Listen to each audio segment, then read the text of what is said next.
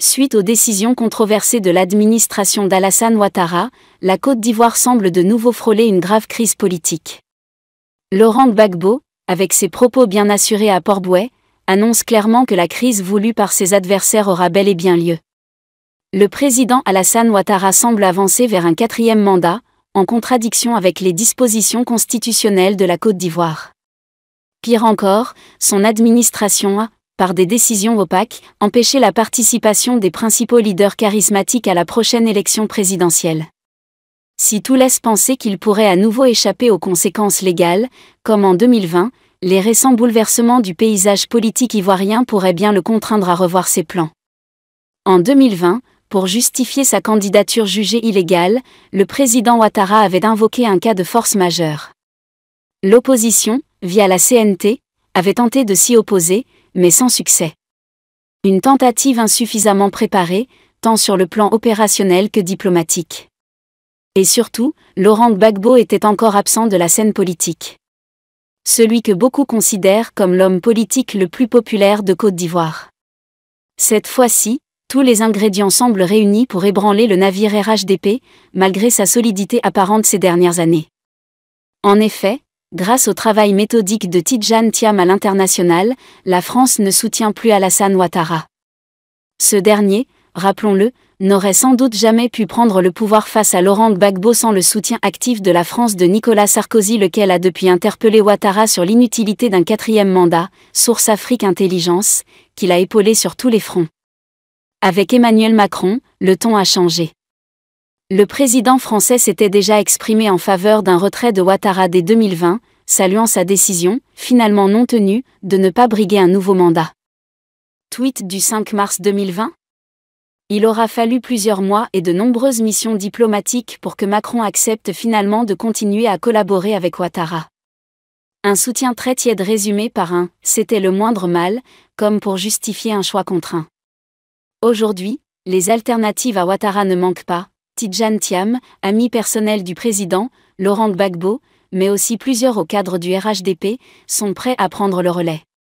Selon nos informations, Paris ne soutient pas l'idée d'un 4e mandat, et c'est précisément ce retrait de soutien qui met Ouattara en position de faiblesse.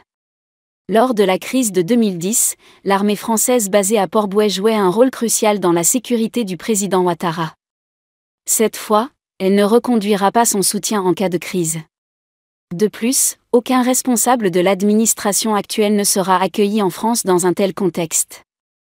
La CPI, quant à elle, est déjà très attentive à la situation ivoirienne. Elle surveille de près les actions des officiers de l'armée, dans ce qui ressemble à une nouvelle page judiciaire en préparation.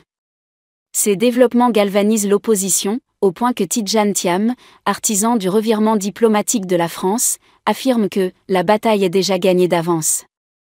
Laurent Gbagbo, pleinement informé des positions diplomatiques actuelles, a haussé le ton à Port-Bouët. Sans protection extérieure, peu de responsables politiques ivoiriens pourront résister à sa popularité grandissante. L'homme qui, déjà sous Houphouët-Boigny, avait su faire plier, le vieux, dispose désormais d'un carnet d'adresses renforcé par son statut d'ancien chef d'État. Avec la position officielle de la France, qui appelle à un dialogue inclusif pour une élection apaisée, le ton est donné. L'ONU, récemment présente à Abidjan, a exhorté les autorités à réintégrer les leaders politiques exclus du processus électoral. Même le Canada s'est invité dans le débat en appelant le régime à respecter les libertés de manifestation, garanties par la Constitution. Alors, que reste-t-il à Ouattara dans l'hypothèse d'une nouvelle crise, si lui et ses fidèles sont contraints de rester en Côte d'Ivoire, sans soutien extérieur ?